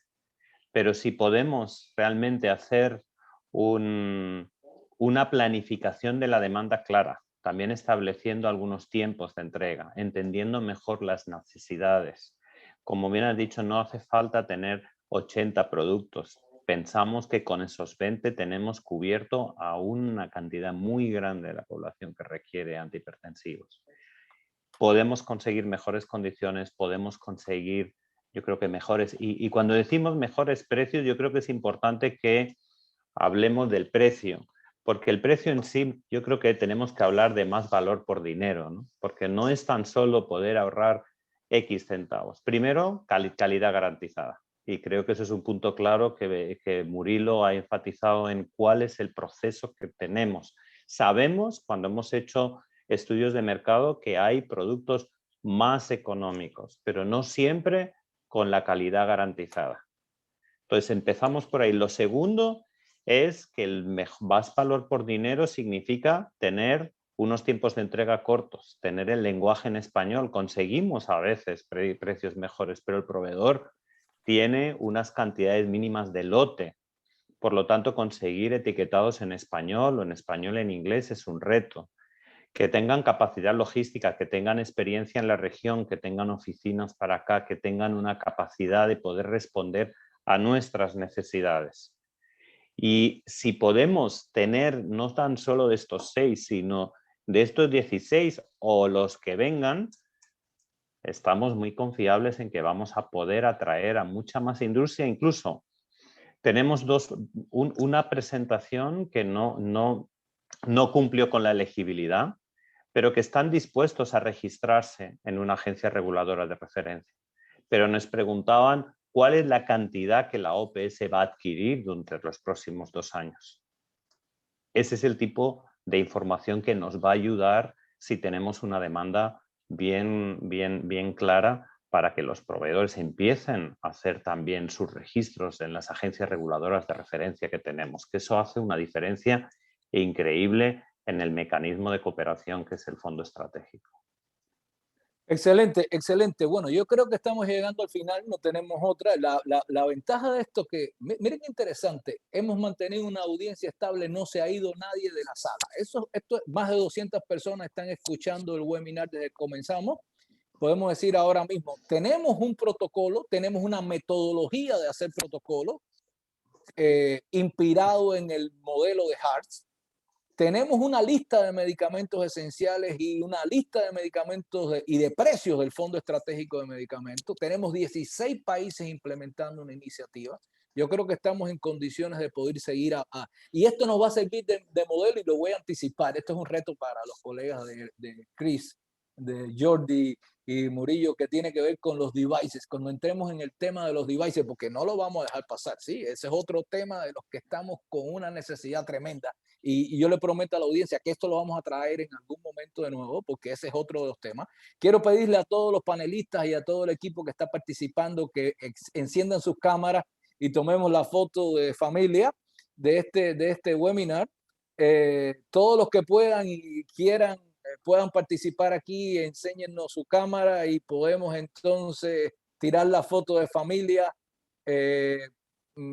Gloria y Arancha, por favor, que ustedes saben hacerlo muy bien. La foto de familia ahí, arréglese todo el mundo, háganse lo que quieran para que salga muy bien. Esto es un día histórico, lanzar la lista de medicamentos del Fondo Estratégico, 16 países implementando HART. Esperemos que se sigan incorporando más sitios y más lugares. Arancha, tú siempre haces unas fotos muy buenas, entonces los que estamos, les agradezco a muchos a todos que hayan participado y estamos abiertos a una nueva conversación. La próxima webinar de HART va a estar dedicado a otro producto estrella. ¿Saben cuál va a ser? La calculadora de riesgo cardiovascular. Vamos a tener una aplicación que vamos a estar lanzando y cómo se utiliza la calculadora de riesgo cardiovascular para el programa de HART. O sea que tomamos la foto de familia. Arancha, te dejo pasar ya a la... Deme un segundito, tengo un problemita técnico y ahorita lo hago. Entonces, veremos entonces. Quiero agradecer a todos los panelistas. Ha sido tremendo tener la participación. Gracias Jennifer de Ginebra. Gracias Don por acompañarnos siempre.